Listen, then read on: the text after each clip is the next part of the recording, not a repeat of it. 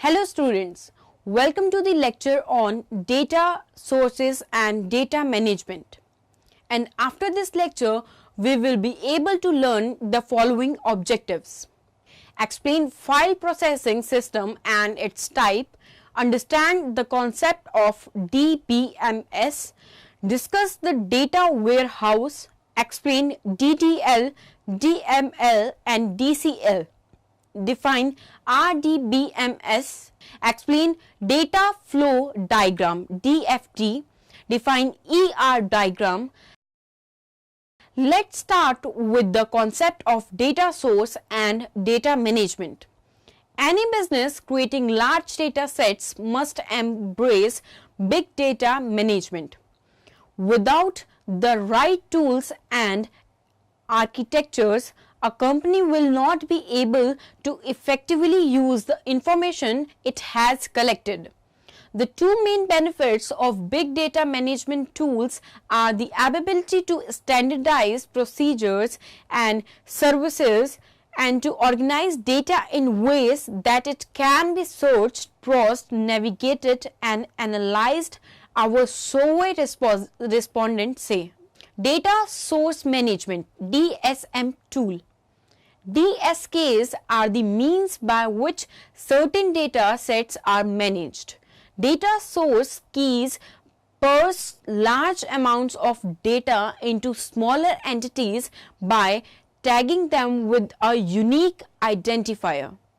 This identifier ties pieces of data together to ensure that they are processed within the system according to institutional practices and identified business rules. Data source keys are labels made up of alphanumeric strings that allows different types of data from a single data sources to be grouped together so that they can be handled in a single operation. The snapshot command line tool and snapshot feed lines used for SIS integration process data based on what data sources key it is associated with.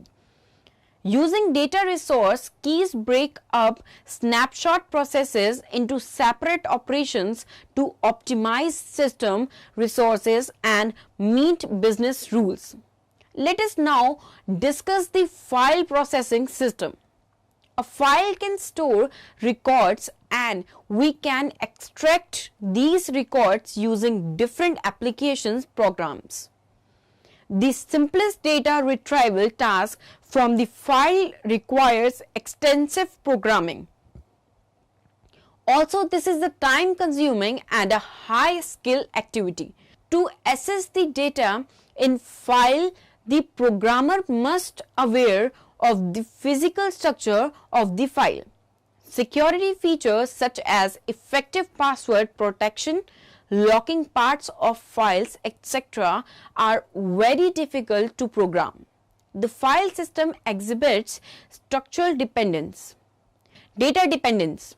A change in file data characteristics such as change in a file data type from integer to decimal requires changes in all programs that access the file. A typical file processing system is supported by conventional. The system stores permanent record in various files. It uses various applications programs to extract records from and add records to our appropriate files. Before using DBMS to store and retrieve data, organizations stored information in file processing system. Problems with file processing system. Data redundancy and inconsistency. Difficulty of accessing data. Problems with concurrent access. Now moving on to the next topic, we will be studying the types of files. The file management functions support these types of files. Database files are files including distributed files whose associated data is stored permanently in the system. Device files are files that provides access to externally attached devices such as displays, printers, tapes, diskettes and other systems that are attached by a communication line. A device file supported are display files which provided access to display devices, printer files which describes the format of printed output, tape files which allow access to data files on tape devices, diskettes files which provide access to data files on diskettes devices. Save files are files that are used to store saved data on disk without requiring diskettes or tapes. Distributed data management (DDM) files are files that allow access to data files stored on remote systems. Each file type has its own set of unique characteristics that determines how the file can be used and what capabilities it can provide. Let's now the concept of DBMS. A database is a collection of occurrence of multiple records types containing the relationship between records, data aggregate and data items. A database may be defined as a database is a collection of interrelated data stored together without harmful and unnecessary redundancy, duplicate data to serve multiple applications. The data is stored so that they are independent of programs which use the data. A common and control approach is used in adding the new data, modifying and retrieving existing data, or deletion of data within the database. The first benefit of database management systems, also known as DBMS, is reduced operative expenses. Users find it easier to learn such systems and training costs may be reduced. Also, the total time taken to process requests may be shorter, which would increase user productivity. The second benefit of DBMS is quick and accurate decisions. There will be easy access to data as two or more tables can be integrated into a single table, enabling size reduction. This hides unnecessary complexities of the company from the user, allowing him to make accurate decisions. The third benefit of DBMS is multi-user and change capabilities. This allows data to be accessed and retrieved in a variety of ways at one time using several programming languages. Also, the data in the database can also be modified based on the privileges assigned to users. The fourth benefit of DBMS is data consistency. This is a view of data to every user and includes accuracy, validity and integrity of related data. The data must satisfy certain consistency constraints. When the database is updated, these constraints are checked by the database system. The fifth benefit of DBMS is client relationship and business management. There will be fast responses to information requests as data is integrated into a single database. Also, complex requests can be handled rapidly. In many businesses, a shorter response time means better customer service.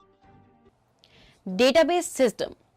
Database system is an integrated collection of related files along with the detail about their definition, interpretation, manipulation and maintenance. It is a system which satisfies the data need for various applications in an organization without unnecessary redundancy. Foundation data concept. A hierarchy of several levels of data has been devised that differentiates between different groupings or elements of data. Data are logically organized into characteristics of DBMS. The major characteristics of database approach are self-describing nature of a database system, insulation between programs and data abstraction, support of multiple views of the data, self-contained nature, DBMS system contains data plus a full description of a data called metadata. Metadata is data about data formats, record structures, locations, how to access, indexes. Metadata is stored in a catalog and is used by DBMS software to know how to access the data. Contrast this with the file processing approach where application programs needs to be know the structure and formats of records and data. Various components of DBMS. A database system has 4 components. These 4 components are important for understanding and designing the database system. These are data, hardware, software, users data. As we know, data is raw hand information collected by us. Data is made up of data item or data aggregate. A data item is the smallest unit of named data. It may consist of bits or bytes. A data items is often referred to as field or data element. Data stored in a system is partitioned into 1 or 2 databases. Also, data must be in the integrated form. Hardware. Hardware is also a major and primary part of a database. Without hardware, nothing can be done. The definition of hardware is which we can touch and see. Therefore, it has physical existence. All physical quantity or items are in this category. For example, all the hardware input, output and storage devices like keyboard, mouse, scanner, monitor, storage devices, hardware disk, floppy disk, magnetic disk and magnetic drum, etc. are commonly used with a computer system. Software. Software is another major part of a database system. It is the other side of hardware. Hardware and software are 2 sides of a coin. They go side by side. Functions of DBMS. These functions will include support for at least all of the following. Data definition. The DBMS must be able to accept data definitions, external schemas, the conceptual schema, the internal schema and also associated mappings in source form and convert them to the appropriate object form. Data manipulation. The DBMS must be able to handle requests from the users to retrieve, update or delete existing data, the database or to add new data to the database. In other words, the DBMS must include a data manipulation language DML processor component. Data security and integrity. The DBMS must monitor user requests and reject any attempt to violate the security and integrity rules defined by the DBA. Data recovery and concurrency. The DBMS or else some other related software component, usually called the transaction manager, must enforce certain recovery and concurrency controls. Advantages and disadvantages of a database approach. One of the major advantages of using a database system is that the organization can be handled easily and have centralized management and control over the data by the DBA. Some more and main advantages of database management systems are controlling redundancy. In a DBMS, there is no redundancy, duplicate data. If any type of duplicate data arises, then DBA can control and arrange data in non-redundant way, restricting unauthorized access. A DBMS should provide a security and authorization subsystem.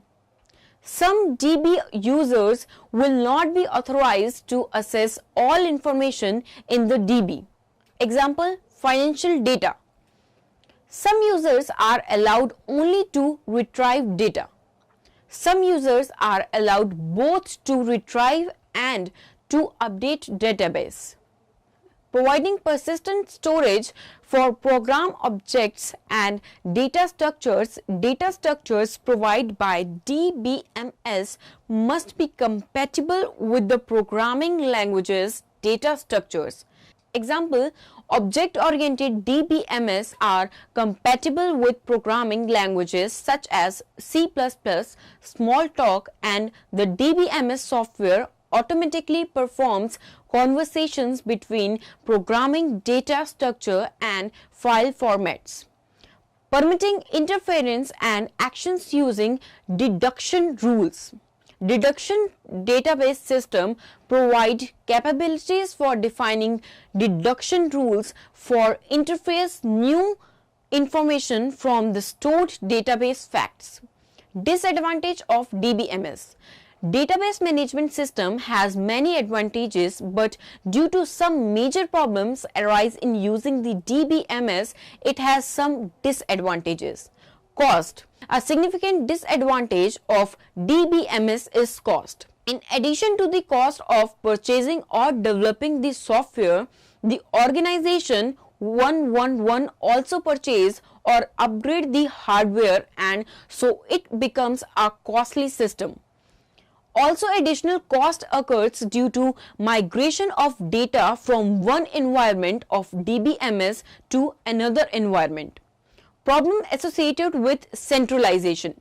Centralization also means that data is accessible from a single source.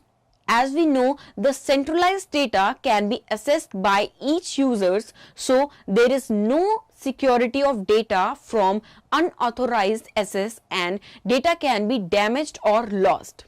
Data warehouse.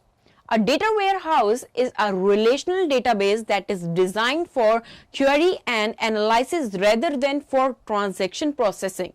It usually contains historical data derived from transaction data, but it can include data from other sources. It separates analysis workload from transaction workload and enables an organization to consolidate data from several sources. Subject-oriented. Data warehouses are designed to help we analyze data. Integrated. Integration is closely related to subject orientation. This video provides the basic knowledge of data warehousing. When we try to understand data warehousing, the obvious questions posed are: what is a data warehouse? How did the data warehouse come into existence? What purpose does it serve? How do we create a data warehouse? Now, what is a data warehouse? To understand, let us consider the example of a banking system. In order to manage millions of accounts, the bank has to maintain loads of data. For implementing any new business idea, the bank has to analyze the data across different locations and base its decision on this data. And hence, the data should be in a format that allows their business analysts to have clarity of the account holders and their transactions. Now, where do they obtain all the required data from? The answer is an obvious: a data warehouse. We can therefore define a data warehouse as the storage area for processed and integrated data across different sources, which could be both operational data and external data. A data warehouse allows its users to extract the required data for business analysis and strategic decision making. Let us look at what other definitions people have attributed to data warehousing. Bill Inman says, a warehouse is a subject-oriented, integrated, time-variant, and non-volatile collection of data in support of management's decision-making process. Ralph Kimball had said that a warehouse is a copy of transaction data specifically structured for query and analysis. Conceptually, a data warehouse is a home for second-hand data that originates in either other corporate applications or some data source external to your company. Formally, a data warehouse is a standalone repository of information integrated from several possibly heterogeneous operational databases. Now, how did the data warehousing come into existence? Let us take a look at the history of data warehousing in order to understand its evolution. Before 1970, data storage was paper-based. There was no automated system available then. In the 1970s, to a very small extent, the key elements of mainframe data were copied to tape and loaded to files. Somewhere towards the end of 1980s, islands of data were pulled together into a distributed DBMS. It was only in the late 1990s when these islands of data were copied to a common location and data warehouses were born. Data warehousing. One should understand that data warehousing is a process and not a product. Data warehousing is the process of creating a well-designed information management solution which enables informational and analytical processing without the barriers of geography and organization. The process of creating a data warehouse is quite complex and requires high levels of understanding on the business area for which the data warehouse is being created. The basic process followed is, firstly, defining a clear architecture, estimate and plan for the data warehouse's storage capacity, then integrate the servers, storage and clients, then design the warehouse schema and views, then design the physical organization and access methods, then define the metadata and populate the repository, then connect the sources, gateways and the ODBC drivers, then design scripts for the data extract, load and refresh, and lastly, design and implement the end-user applications. Advantages and disadvantages of data warehouses. Data warehouses are the traditional solution for data integration and for good reasons, but this is becoming increasingly difficult to scale and copy data from multiple data sources in multiple organizations in multiple locations. Advantages.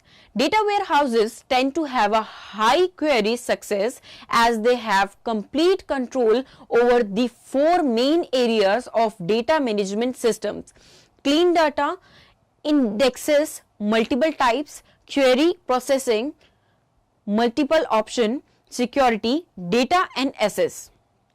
Disadvantages. However, there are considerable disadvantages included in moving data from multiple, often highly disparate data sources to one data warehouse that translate into long implementation time, high cost, lack of flexibility, dated information and limited capabilities. Major data schema transforms from each of the data sources to one schema into the data warehouse, which can represent more than 50% of the total data warehouse effort. Characteristics of data warehouses. Data warehouses have several distinguishing characteristics. These systems combine data from multiple sources. Operational systems such as ERP systems provide production data, financial systems, supply and revenue and expenses data, and human resources systems present employee data. The data copied into a data warehouse does not exchange except to correct errors. Data definition language DDL.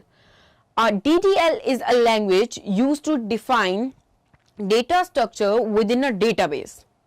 DDL command creates installing a database management system DBMS on a computer allows us to create and manage many independent databases.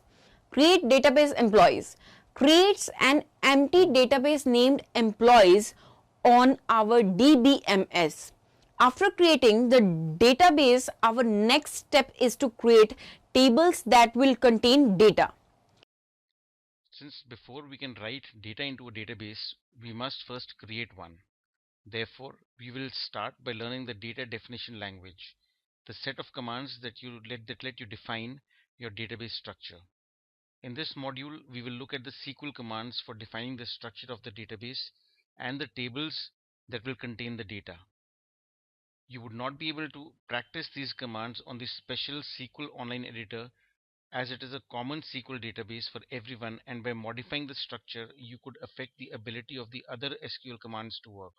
However, if you have a local setup on your machine for running SQL commands, you can practice these on that setup.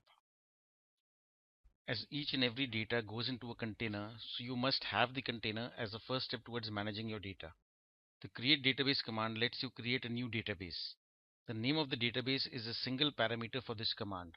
Go ahead and try the create database command to create the database with the name mydb.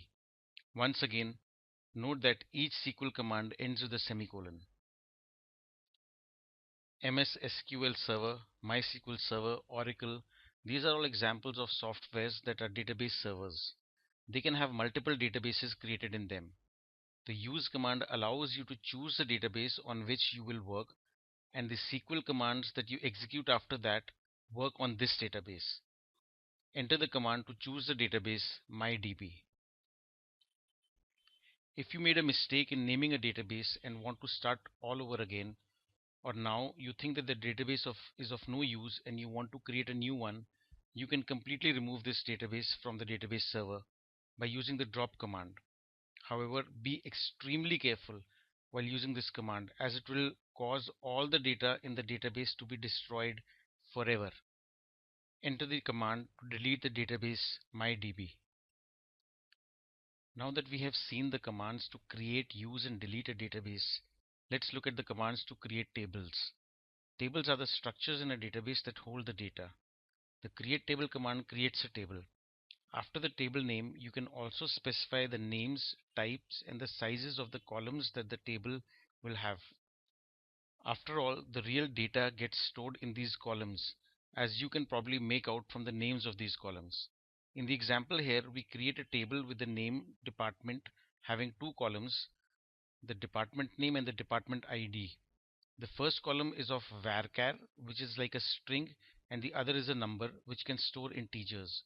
You can also see that the maximum size of the department column is specified as 25, which means that it can store up to 25 characters. Each column is separated from the other by a comma. Don't worry about what is a varchar or a number. We will look at these in more detail later when we study data types. Let's now create this table. Type in the command for creating the table. Also add a third column called the location ID, which is of the type number. Note that the column declarations are enclosed in round parentheses and the individual column names are separated with commas.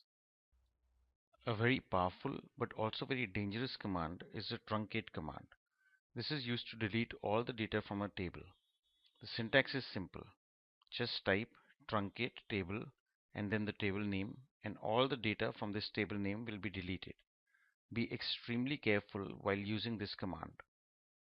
The example here shows the table contents before and after executing the truncate command. Please note that this is not the same as a drop command. The drop command would delete the table from the database, whereas the truncate command deletes only the data in the table, but the table remains there, although it is empty now. Data manipulation language DML. The data manipulation language DML is used to retrieve, insert and modify database information. Commands insert. The insert command in SQL is used to add records to an existing table. Select The select command is the most commonly used command in SQL. Data Control Language (DCL). The data control language DCL is a subset of the structured query language SQL that allows database administrator to configure security access to relational databases. DCL command grant. The grant command is used by administrator to add new permissions to a database user. It has a very simple syntax defined as follows. Revoke. The revoke command is used to revoke database access from a user previously granted such access. Deny.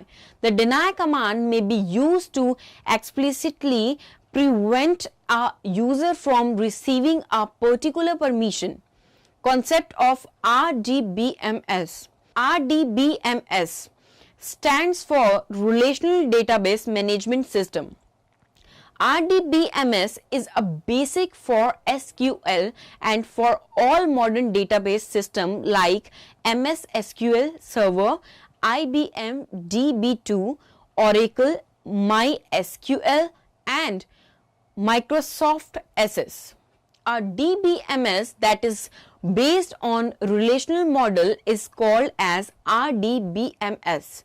Relational model is most successful mode of all three models. Each row contains data related to an entity such as student. Each column contains the data related to a single attribute of the entity such as student name. Data flow diagram DFD. Data flow diagrams DFDs are characterized as either logical or physical. A logical DFD focuses on the business and how the business operates. It describes the business events that take place and the data required and produced by each event. The entity relationship model.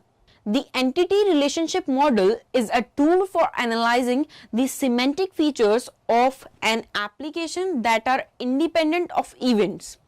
This approach includes a graphical notation which depicts entity classes as rectangles, relationships as diamonds, and attributes as circles for ovals. For complex situation, a partial entity relationship diagram may be used to present a summary of the entities and relationships that do not include the details of the attributes. The entity relationships diagrams provide a convenient method for visualizing the interrelationships among entities in a given application. Now in the end, let us summarize what we have learned in this lecture. The file system exhibits structural independence, that is a change in file structure such as additional or deletion of a field requires the modification of all programs using that file. A database is a collection of occurrence of multiple record types containing the relationship between records, data aggregate and data items. Data independence is immunity of application programs to change in storage, structures and access techniques. The RDBMS is the basic for SQL and for all modern database systems like MS SQL Server, IBM DB2, Oracle, MySQL and Microsoft SS. Data flow diagrams are categorized as either logical or physical. A logical DFT focuses on the business and how the business operates.